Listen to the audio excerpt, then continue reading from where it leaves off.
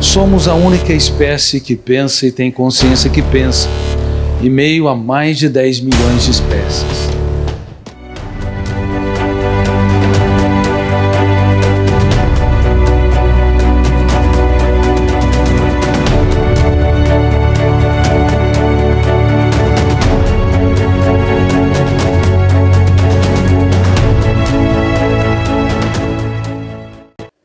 Pelo fato de construirmos o espetáculo dos pensamentos, deveríamos usá-lo como ferramenta para que a nossa história fosse um show imperdível de prazer e tranquilidade, mas nunca a transformamos num espetáculo de terror e de estresse.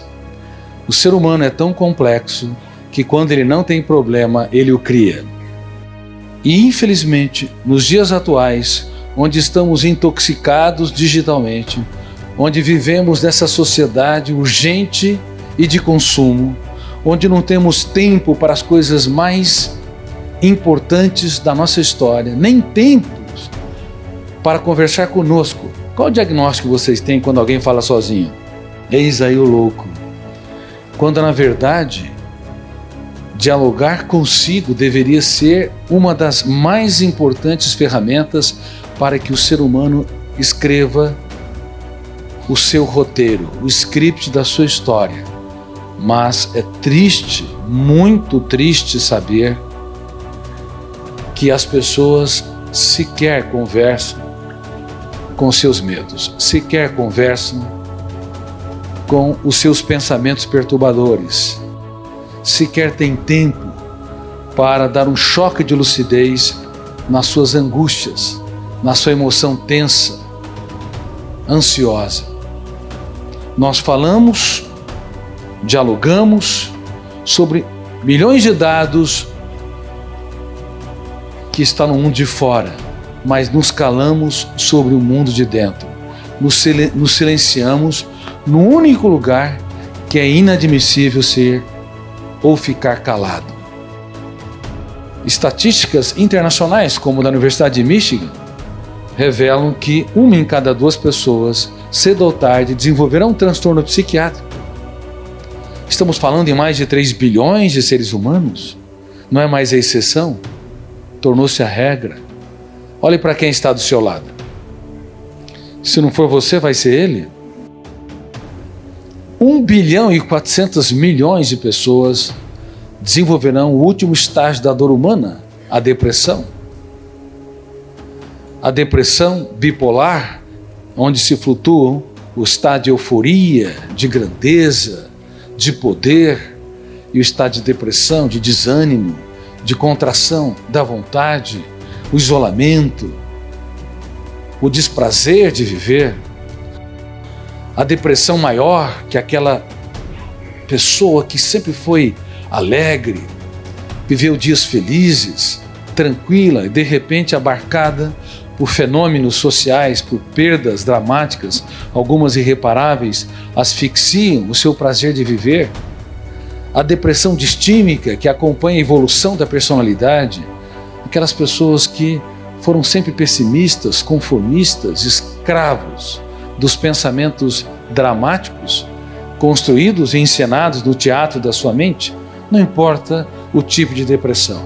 Dentre as mais de 3 bilhões de seres humanos que adoecerão, 1 bilhão e 400 milhões desenvolverão um quadro depressivo ao longo da vida. Agora, se nós formos julgar, analisar a ansiedade, principalmente a ansiedade decorrente de uma síndrome moderna, chamada síndrome do pensamento acelerado, nós não vamos atingir 50% das pessoas. Nós vamos atingir talvez 70%, 80% ou 90% das pessoas. Quem pensa demais se acidenta demais. Você não teria coragem de deixar o seu carro ligado 24 horas por dia? Você o estaciona na sua garagem e ainda deixa o motor ligado. Isso seria uma irresponsabilidade em relação ao aquecimento global, uma economia de alto carbono, debelando os recursos desse planeta Terra. Mas é incrível, nós deixamos a nossa mente ligada 24 horas por dia.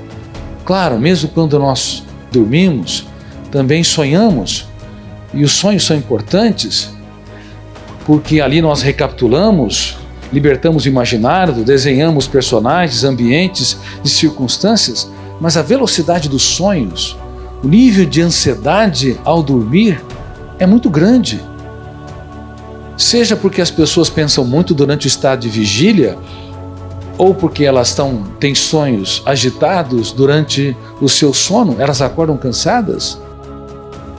O sono está deixando de ser motor da vida, porque uma mente que não se desliga é uma mente que consome irresponsavelmente energia de um outro planeta, planeta emoção.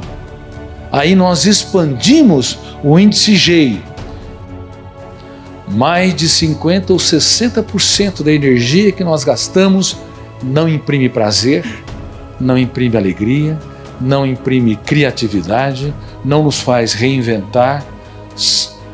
É um gasto inútil, um gasto atroz, que esgota a emoção e esgota o cérebro. Mas quem ouve a voz do cérebro? Quem ouve os gritos surdos e silenciosos do nosso corpo? Somos lentos para nos ouvir. Não suportamos uma torneira pingando.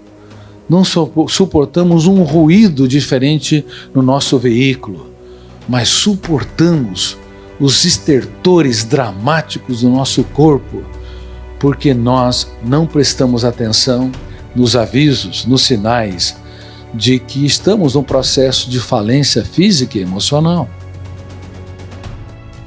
Uma mente agitada, quando você está diante da dor, a dor não é trabalhada pelo eu para formar uma janela light, saudável, que imprime a capacidade de pensar antes de reagir, de se colocar no lugar do outro, de trabalhar perdas e frustrações, resiliência, como nós não elaboramos. Então, ao invés de gerar uma janela saudável, light, geramos uma janela killer, tensa, que aumenta os níveis de ansiedade e intolerância a frustrações.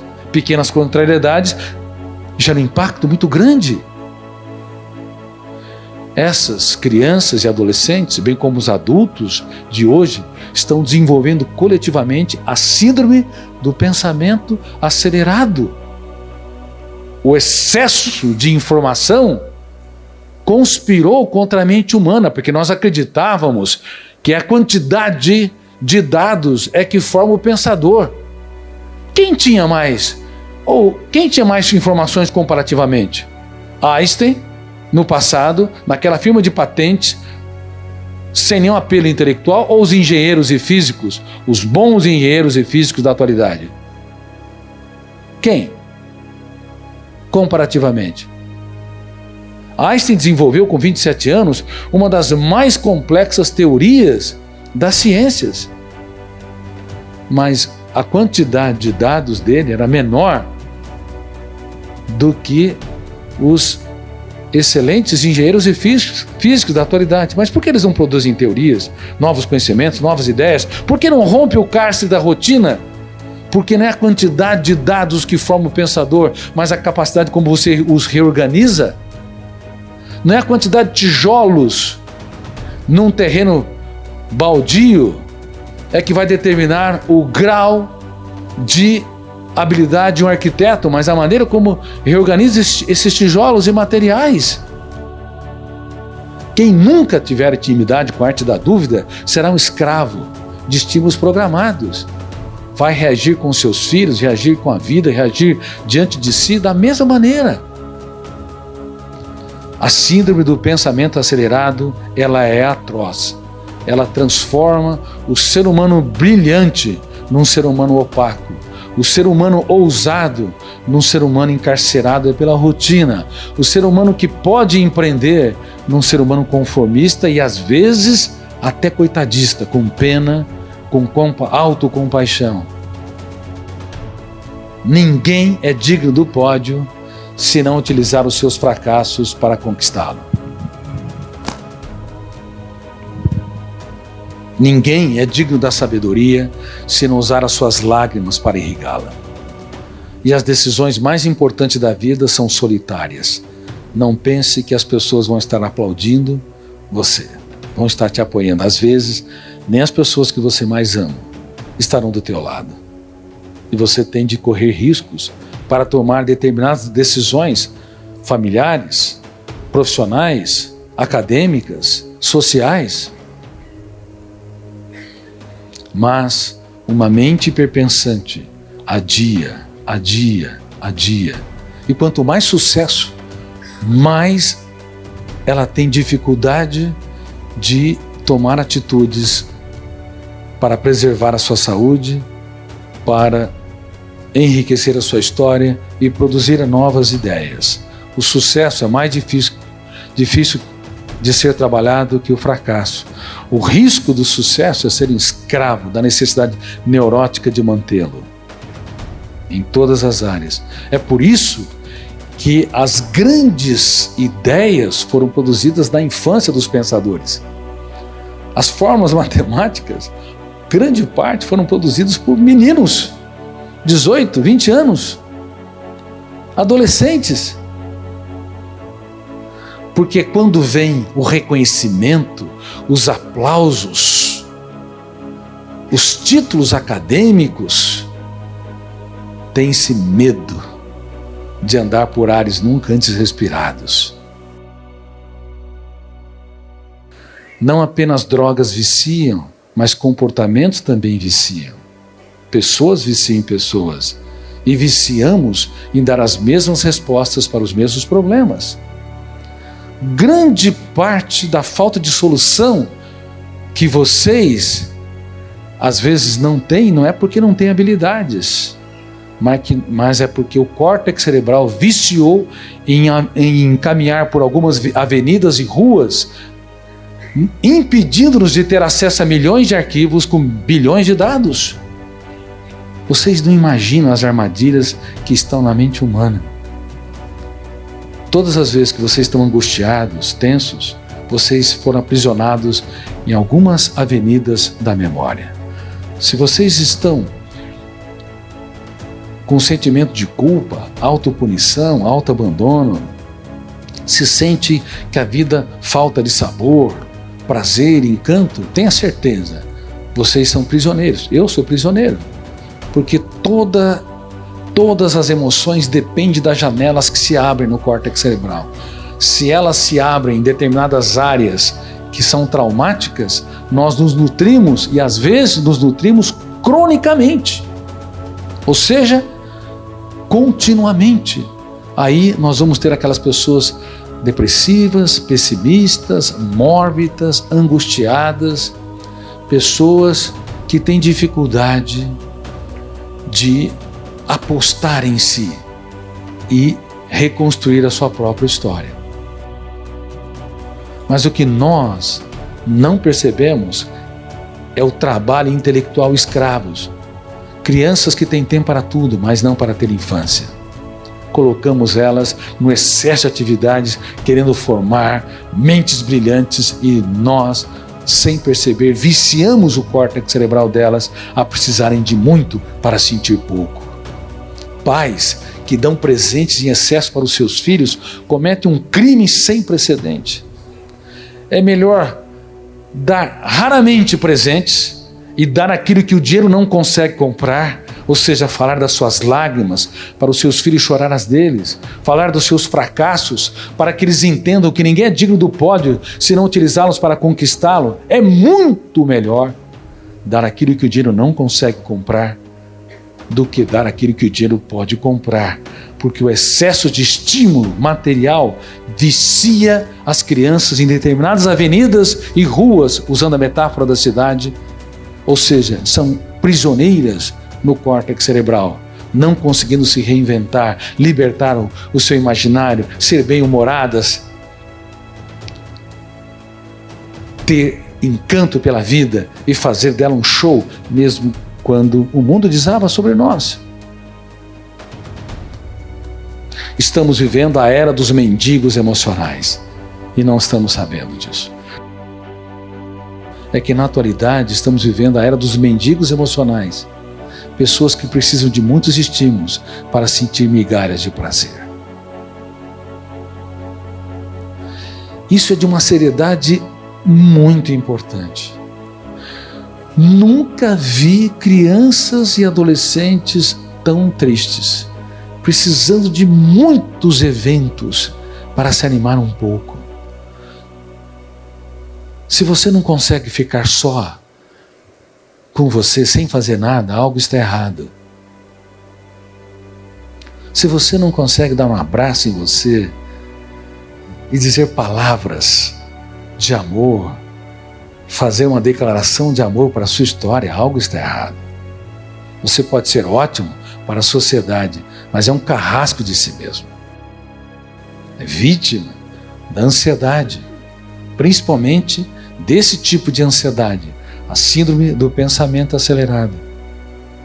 Excesso de informação, excesso de atividade, excesso de uso de aparelhos digitais, o dia inteiro clicando, aquela paranoia. E manda mensagem para os amigos. Ninguém curtiu, tem um ataque de raiva. O dia todo. E não consegue desligar daquela bendita máquina, daquele bendito celular uma hora. Dá um ciricutico. As pessoas não conseguem mais fazer a viagem fundamental, a mais relevante viagem que um ser humano deve empreender nesta belíssima e curtíssima trajetória existencial, uma viagem para dentro de si mesmo. Elas não conseguem usar a arte da dúvida, que é o princípio da sabedoria na filosofia, a arte da crítica, que é o princípio da sabedoria na psicologia, e a arte da determinação estratégica, a determinação da gestão da emoção, que é o princípio da sabedoria na área de recursos humanos, aqui dentro, para fazer higiene mental. Elas não duvidam das suas falsas verdades, não duvidam dos seus pensamentos perturbadores, não duvidam do seu sentimento de incapacidade, não criticam suas ideias mórbidas, não criticam as suas emoções tensas, não criticam a passividade do eu que assiste como espectador e estéril todos os problemas que acontecem em nossa mente sem atuar, não determinam ser líder de si mesma, não determinam ser protagonista da sua própria história, gerir a sua emoção. Todos os dias deveríamos construir janelas killer ou light. Light para estabilizar a emoção. As vacinas socioemocionais, elas deveriam produzir habilidades para que nós possamos impugnar, confrontar, discordar cada pensamento perturbador, cada ideia autopunitiva, cada sentimento de incapacidade, cada estado de angústia e vazio existencial. Mas simplesmente nós não atuamos porque estamos no tempo da pedra em relação à gestão da emoção.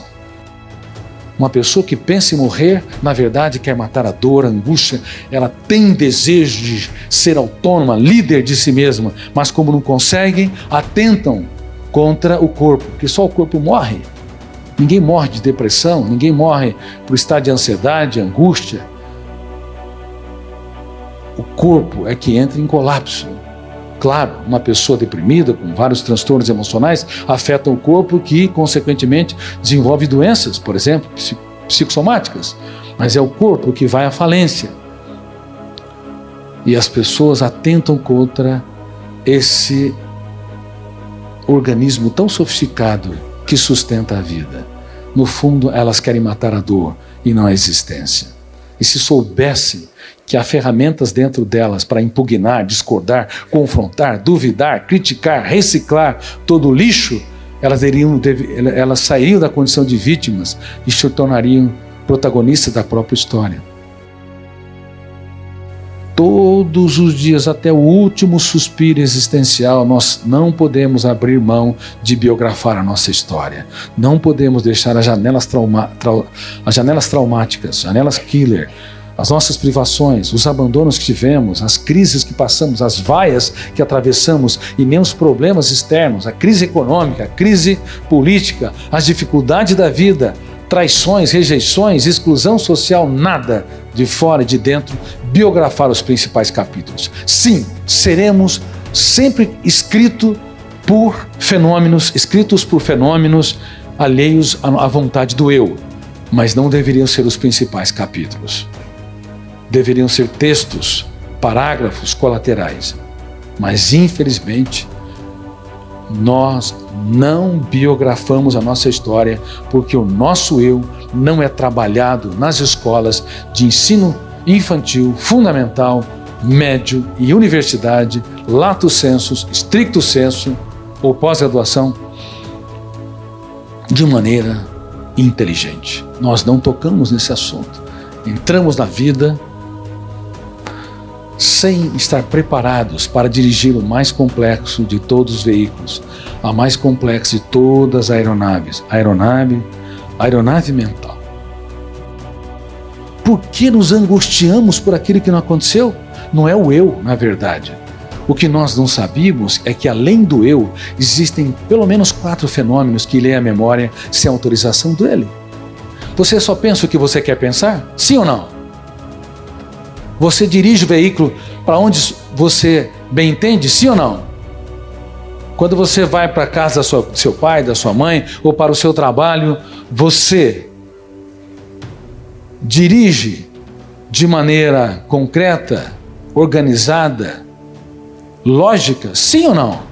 Claro! Se você vira o seu carro para a esquerda e ele vai para a direita, parece um filme de terror. Mas na mente humana acontece todos os dias. Você não quer pensar num desafeto e você pensa. Você não quer pensar numa pessoa que te machucou ou feriu, mas você pensa. E se você detesta ele, ele vai dormir com você. Então, a educação clássica acredita que o eu é o grande construtor de pensamentos, o construtor único. Professores ensinam milhões de dados sobre o mundo em que estamos, para que lá na frente nós tenhamos, no ensino médio ou na universidade ou pós-universidade, habilidades fundamentais como pensar antes de reagir, se colocar no lugar do outro, resiliência, capacidade de se reinventar no caos, altruísmo, solidariedade, gestão da emoção. E na verdade isso não acontece, porque todo o conhecimento sobre o mundo em que estamos nos ensina a trabalhar nesse mundo e às vezes trabalhar de maneira inadequada, mas não nos ensina a trabalhar no mundo que somos, a dirigir esse veículo, que tem vários copilotos. O primeiro copiloto é o gatilho da memória. Quando estava pesquisando, analisando, refletindo, construindo, eu percebi, poxa vida, não é o eu que lê a memória em milésimos de segundos? O gatilho dispara e abre outro fenômeno, chamado janela da memória, que é um arquivo, determinado arquivo, num determinado momento existencial. É uma área de leitura num determinado momento de vida. Então, vocês estão me ouvindo? Vocês estão assimilando verbos, adjetivos, pronomes que eu estou abordando aqui? Se tivesse compreensão sobre o processo de construção de pensamentos, ficariam estarrecidos, porque não é o eu que está encontrando as avenidas, as ruas, os endereços para identificar os verbos, mas fenômenos inconscientes. O gatilho dispara numa velocidade quase da luz, abre milhares de arquivos com milhões de dados para que vocês assimilem. Portanto, 2 copilotos, gatilho e memória, atuam. Só que tem um problema. Gatilho e janela atuam. Só que tem um problema. Quando a janela é traumática, o killer, o volume de tensão é tão grande que faz um outro copiloto entrar em cena, chamado âncora da memória. E a âncora pode se fechar tanto que um outro copiloto, quarto, começa a atuar psicodinamicamente, chamado alto fluxo. Ele começa a ler e reler a memória e produzir uma série de pensamentos perturbadores, algumas bobagens, sentimento de culpa, angústia, e você não quer pensar no ofensor e pensa, e o eu não quer, e o eu acha que ele que está pensando, e no fundo a vontade consciente não prevalece. Parece que há um filme de terror em nossa mente, quando na verdade são 4 copilotos que usurparam o eu. Eles são importantes, mas eles podem controlar o eu. e gerar inclusive a síndrome do pensamento acelerado. Se encontrar uma janela traumática, por exemplo, medo de falar em público. Você estudou toda a matéria, sabe tudo que vai falar, treinou no seu quarto, treinou diante do seu pai, da sua mãe, do seu espelho, agora você vai dar aquela aula. Só que antes do eu entrar em cena, sempre entram os copilotos, e nós não sabíamos disso. O primeiro ato do teatro mental é inconsciente, não é consciente, não é a ação do eu. A hora que você se levanta para falar, ou pega o microfone, se tem fobia social, você olhou para a plateia, detonou o gatilho, abriu uma janela killer, e essa janela killer tem os fantasmas da mente humana, os vampiros que vão te sangrar ali, metaforicamente. Ou seja, medo de que os outros pensem e falem de si, julgamento, angústia, medo de falhar, medo de não corresponder às expectativas. Mas espera um pouquinho, você encontrou não as janelas ou os arquivos que continham todo o assunto, toda a matéria que você assimilou. Você encontrou outras janelas que não estavam no script. Janelas killer. E o volume de tensão fez com que a âncora se fixasse. E o quarto fenômeno, alto fluxo. Eu não vou conseguir falar mesmo. Aí vem aqueles pensamentos. Ah, ninguém vai me entender. Aí vem ideias que asfixiam também as pessoas. Porque o que está registrado nas janelas da memória é que define o drama humano. O seu drama não é definido pela realidade do objeto externo. O seu drama é definido pela realidade interpretada, registrada nas janelas. Por isso que há pessoas que têm todos os motivos para serem felizes e são tristes. Conhece pessoas assim? Infelizmente, o ser humano, ele constrói mais masmorras, mais presídios de segurança máxima do que nas grandes cidades. Por isso, nós temos essa doença, transtorno obsessivo compulsivo. A compulsão é o comportamento exterior, a obsessão é definida por todos esses 4 fenômenos que atuam encarcerando o eu. E quando nós fazemos a higiene física, o objetivo é evitar que bactérias e vírus e poluentes nos agridam. Agora, e a higiene mental? Todos os dias nós produzimos pensamentos que nos levam a sofrer pelo futuro ou ruminar o passado. Só no presente, somente no presente, vocês podem ter saúde emocional, liberdade, criatividade, encanto pela vida, prazer, satisfação, amor, coragem. Todos esses fenômenos são frutos do único tempo solene chamado presente. Mas toda pessoa que sofre pelo futuro ou rumina o passado porque tem uma mente ansiosa, asfixia o mais notável espaço para ser um ser humano brilhante, rico, empreendedor, o espaço do presente, o espaço de tempo do presente. Saiba de uma coisa, nada que se encena no palco. Se você tem um ataque de raiva, daqui a pouco ele vai passar. Daqui a 1 hora ele passa. Se você tem um sentimento de culpa importante, não há sentimento de culpa que dure 24 horas. Ele pode se renovar no outro dia, mas ele se dissipa depois de algumas horas. Você se distrai, a não ser que tenha uma depressão grave em que retroalimenta os pensamentos continuamente. Uma pessoa que ganha o Oscar, por exemplo, o Oscar de melhor ator ou atriz, está super feliz. Não há emoção que dure mais do que algumas horas. Daqui a pouco estará na festa do Oscar, será frustrado por um garçom, por um colega, um desafeto e vai dissipar aquela energia emocional. A emoção, ela se renova todos os dias no tempo presente. Ela precisa se renovar porque ela não tem estabilidade plena, completa. O pensamento é mais fluido ainda. O pensamento dura alguns segundos. Você produziu, ele se foi. A emoção pode durar horas. Bom, a questão é, se o nosso eu não atua em relação à construção de emoções tensas, elas vão embora do palco, mas não vão embora da mente, vão para os bastidores inconscientes. Há um fenômeno chamado RAM, Registro Automático da Memória. Ele arquiva tudo nos bastidores da mente, formando as janelas. 90% das janelas são neutras, 10% das janelas são killer, traumática ou light. O problema é que a quantidade de janelas killer ou traumática é tão grande que vai asfixiando o prazer de viver. Por isso que temos que corrigir um pouco o pensamento de Freud, que achava que uma pessoa só desenvolveria transtornos na vida adulta se nos primeiros 7 anos de idade passasse por experiências altamente traumáticas, como abusos, privações, perdas irreparáveis.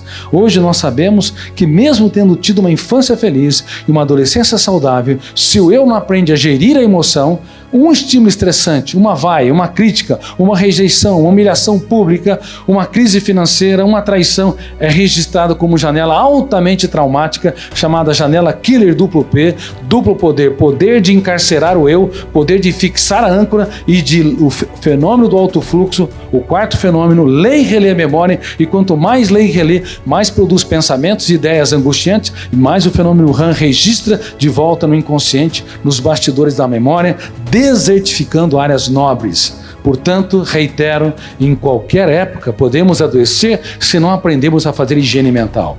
Se você produziu, portanto, fenômenos que te angustiem, cumpre a você discordar, confrontar, criticar, atuar, ter um caso de amor com a sua saúde psíquica. E se fizéssemos isso, nós não teríamos 3 bilhões de seres humanos adoecendo, desenvolvendo transtornos mentais, e nem 1% desses 3 bilhões se tratarão. Por quê? Porque é caro, não é disponível. Muitos ainda têm preconceito, achando que um transtorno psiquiátrico é fruto de pessoas débeis, frágeis, quando na verdade cada ser humano é imperfeito, tem suas fragilidades, tem seus momentos difíceis, deveria se colocar como um ser humano em construção. Porque a autopunição e autoabandono é a pior de todas as solidões. Se a sociedade me abandona, a solidão é suportável. Mas se eu mesmo me abandono, a solidão é intolerável. Portanto, se o meu eu impugna, discorda e confronta nos primeiros 5 segundos, o lixo psíquico não registra de maneira traumática. Você não tem horas para atuar na sua mente. Você não tem minutos. Você tem 5 segundos no máximo. Você deve ser rápido. Seus filhos devem ser rápidos. Os seus alunos devem ser rápidos. Em 5 segundos você não faz um grande discurso. E nem faz uma grande caminhada. Apenas dá alguns passos. Mas em 5 segundos nós podemos mudar uma história para o bem ou para o mal. Um professor que fala em sala de aula: você não vai virar nada na vida, para um aluno. Em 5 segundos você pode mudar uma história para o bem ou para o mal. Pais que falam para os seus filhos: você só me decepciona. Ou casais que falam um para o outro: eu não sei porque eu estou com você até hoje. Eu não te tolero. Cuidado. Certos estímulos estressantes estimulam o fenômeno RAM a construir janelas killer duplo P, traumáticas duplo P. Poder de encarcerar, de fixar e poder de se retroalimentar. E nós não sabíamos disso. Portanto, ensine crianças e adolescentes e se ensinem a fazer higiene mental. Que a regra das regras de ouro de uma pessoa feliz é quando ela entende que ajudar o ser humano a se reinventar, dar o melhor que temos para aqueles que pouco têm, ou seja, fazer os outros felizes, é a melhor maneira de irrigar a nossa própria felicidade. Porque toda crítica, todo tom de voz elevado só gerou janelas killers. Ele teve uma atitude tranquila, serena, você aplaude, poxa, na frente dos outros. Nossa, eu sou muito feliz em ser casado com meu marido. Fala para, e o marido está ouvindo. Ele é uma pessoa tão serena, tão tranquila, tão inteligente algumas vezes. Ele vai falando, não é possível. Plantou janela. Quando você surpreende, quando você espanta positivamente, você constrói janela light, inesquecível. Olha, não resolve o problema dele, porque ninguém muda ninguém, mas ele mesmo, através do arquivamento de janelas lights, pouco a pouco, vai construindo um núcleo de habitação do eu para expressividade de características notáveis da personalidade. Só que não queiram esticar a personalidade. O ser humano, ele é muito rígido, não é um elástico. Todos os dias você tem que ajudá-lo a construir um tijolo. Depois de meses tem uma parede. Depois de 1 ano, 2 anos, você tem uma casa definida.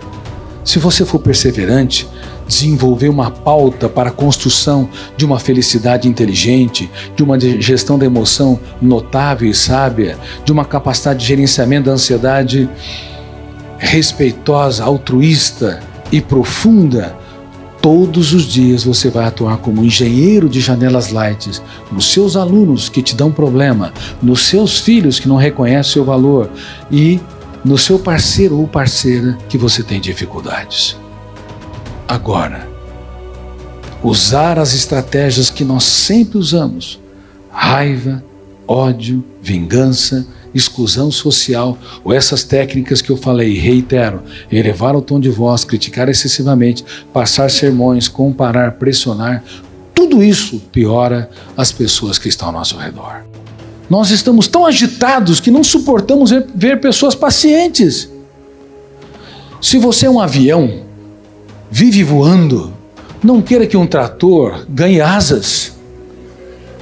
Cada ser humano é um veículo cognitivo, tem suas particularidades, sua capacidade de raciocínio lógico, raciocínio esquemático, raciocínio de fundo, raciocínio complexo.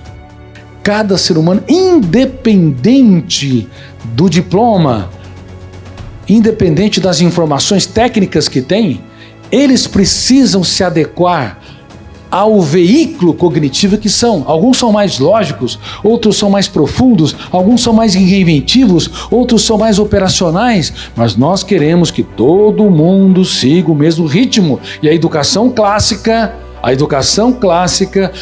faz a mesma prova para todos os alunos e avalia do mesmo jeito, cometendo crimes há 5 séculos. É possível dar nota máxima para um aluno que errou todos os dados, mas teve um raciocínio esquemático, complexo, libertou o mais sofisticado dos pensamentos, que não é esse dialético que nós usamos para copiar os símbolos da língua, usamos na fonação, ou na linguagem Libras, os sinais, é o pensamento imaginário, é aquele pensamento rebelde que você enxerga por múltiplos ângulos o mesmo fenômeno, que Da Vinci libertou, que Einstein libertou, que Rembrandt libertou, que Kant libertou. O pensamento que eles não entenderam, mas libertou, pensamento imaginário. E até Einstein, sem conhecer essa área, disse que é mais importante a imaginação do que os dados. O conhecimento clássico. É possível dar nota máxima para quem errou todos os dados, mas ainda a educação clássica insiste em que cada ser humano é o mesmo veículo cognitivo. Olha, um trator, ele não voa, mas ele sulca a terra e prepara para o alimento. Cada ser humano tem características incríveis. É um verdadeiro gênio, que não é um gênio genético, é um gênio intelectual, para produzir grandes ideias e se tornar excelente profissional nas suas áreas, em sintonia com as suas habilidades cognitivas e emocionais. Nós precisamos dos dois tipos de pensamento, ser imaginativos, sonhadores, mas precisamos do veículo, de trilhos, senão esse trem intelectual não tem caminho. Precisamos de sonhos e de disciplina. E eu descobri essa ferramenta. Sonhos sem disciplina produzem pessoas frustradas, que nunca chegam a lugar nenhum. Pessoas altamente imaginativas e criativas podem ter graves problemas se não tiver disciplina. E disciplina, por outro lado, sem sonhos, produz pessoas autômatas, robotizadas, que só obedecem a ordens. Mente engessada entra de um jeito e sai do mesmo jeito, dia após dia, num tédio mordaz, seja no trabalho, seja na atividade acadêmica, seja na atividade social e familiar. Mentes engessadas não provocam, inspiram, encantam filhos, parceiro, parceira, amigos, amigas, colegas de trabalho. Não espere nada das pessoas. Se vier é ótimo, mas não conte. 12 horas por dia, sonhos e disciplina. A emoção não pode gerir a si mesma. Quem tem de geri-la? Quem? O eu, que representa a consciência crítica, a capacidade de escolha, a autonomia. Mas o eu não é trabalhado nas escolas. Nós usamos o pronome eu como realizador de tarefas. Eu posso, eu quero, eu vou, eu ando, eu paro. Mas o eu que eu me refiro é o eu líder de si mesmo. Todos os dias o eu deve duvidar daquilo que nos controla, como ele disse, criticar cada ideia perturbadora, gerir a emoção. Todos os dias o eu não pode gravitar na órbita do que os outros pensam e falam de si. Ele tem que impugnar sofrimento por antecipação, ruminação de perdas e frustrações. Todo dia o eu tem que atuar como biógrafo dos principais capítulos da nossa história. Mas como ele é mal formado, ele não atua. A emoção tem um cartão de crédito ilimitado, fazendo com que crianças, adolescentes e adultos vivam uma vida miserável, ainda que seja aplaudida. Uma vida opaca, ainda que esteja debaixo dos holofotes da mídia.